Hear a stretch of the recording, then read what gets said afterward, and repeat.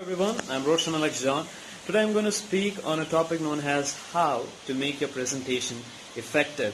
So I'm speaking from the point of view of those school students who want to present or those college students who want to present on any topic and how can you make your presentation effective. Okay, so let's just get started. Okay, the first important thing which I would like to say is preparation is very important for a presentation, and 50% of the success of your presentation depends upon how well you prepare it. So I'm just going to give you some tips regarding how to prepare for your presentation, and then I will tell you how to present it. Okay, first important thing, take it down or note it down, that is topic selection. Most of the people are not bothered about which topic to speak. Whichever topic, okay, I can just go it out there and do it. Okay, that's going to be really wrong. That's going to make your presentation go wrong. So topic selection is very important. See, when you are given an opportunity to select a topic, it's up to you to select the best one. Okay, suppose you are told to select a topic from a chapter.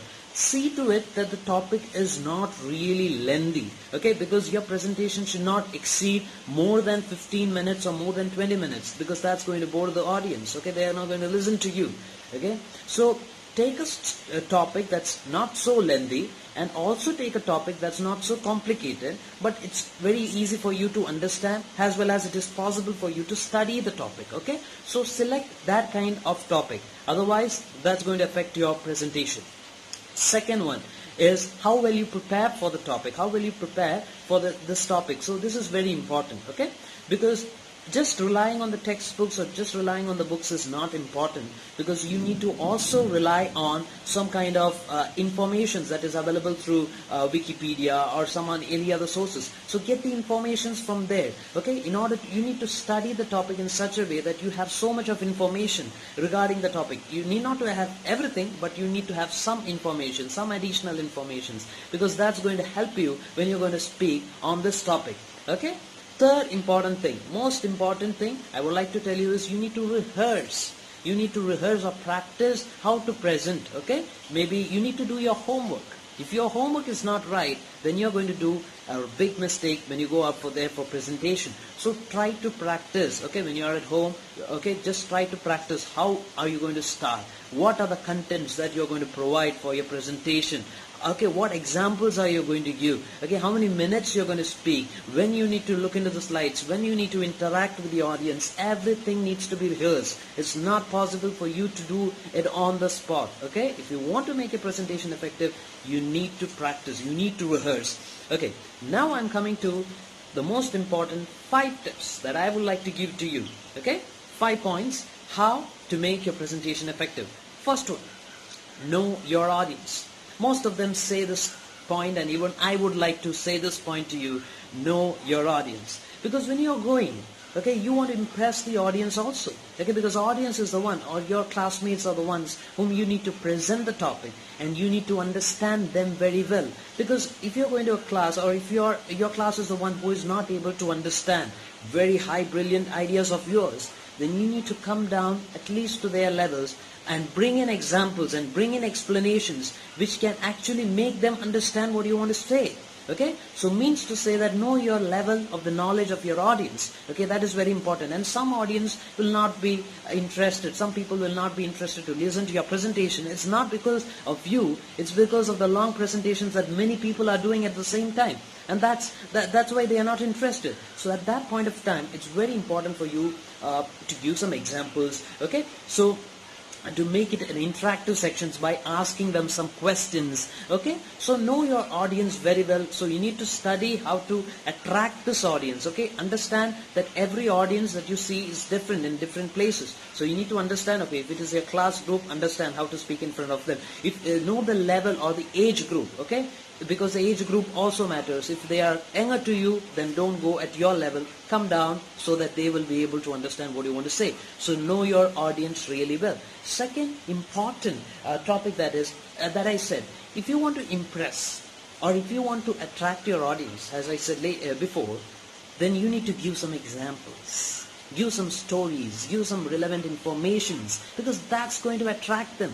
Suppose when you are saying a big explanation of a very big concept and you do not have an example for that, that's again going to ruin your presentation. So what you need to do is, when you're speaking, give a pause. Sometimes you give an opportunity for an example to pop into your presentation. Okay, give an examples, and sometimes it's not at all difficult. You can bring some stories of yourselves. That's going to be interesting. Everyone loves to listen to stories. Okay, so when you bring some stories into your presentation, everybody will get attracted because they like to hear stories more than the other things. Okay, so they get interested into your presentation. Okay, so get in some stories, get in some good examples. Okay, that's why I said rehearsal is very important, practicing is very important, planning is very important, because if you want to do all these things, you need to have a good preparation. And that's why now attract the audience through good examples, good explanations. Okay, bring in some kind of jokes also, because jokes is very important. Okay, if you can make them laugh,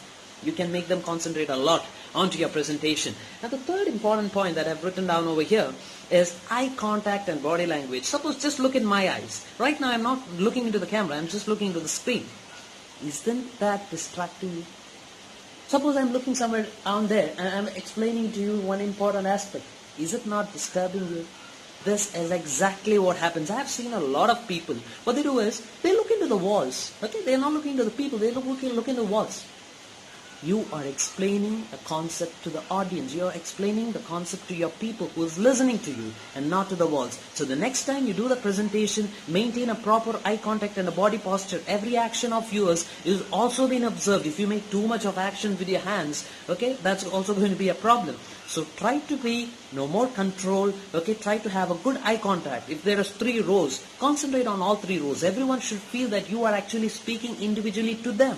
Okay, so make your presentation have a very good eye contact and a good body posture.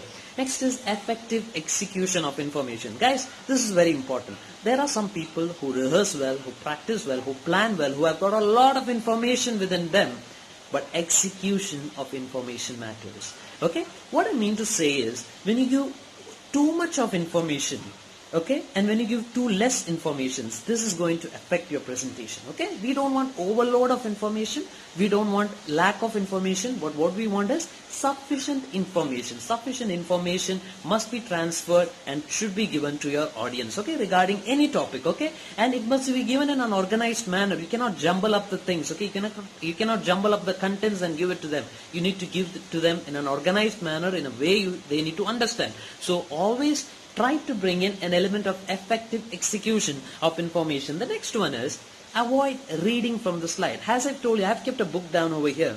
But all the time, if I'm looking down and telling you something, will it not distract you? Correct? There are some people who always look into the presentation and just read out the entire slides. That's going to be a big problem. So the next time you make a presentation or a PowerPoint, what you need to do is, first of all, if you have some graphical representations, that's good.